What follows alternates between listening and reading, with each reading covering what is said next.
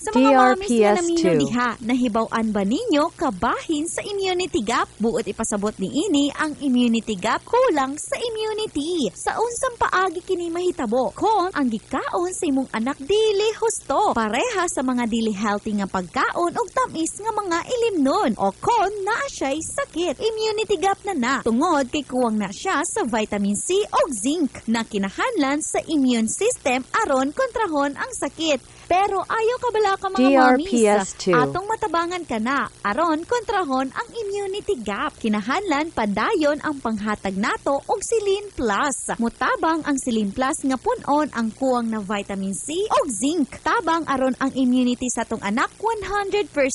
Based on Rennie with proper diet and exercise. Help stop immunity gap pag Silin Plus adlaw-adlaw. Ascorbic acid plus zinc is the generic name of Silin Plus. If symptoms persist, consult your doctor.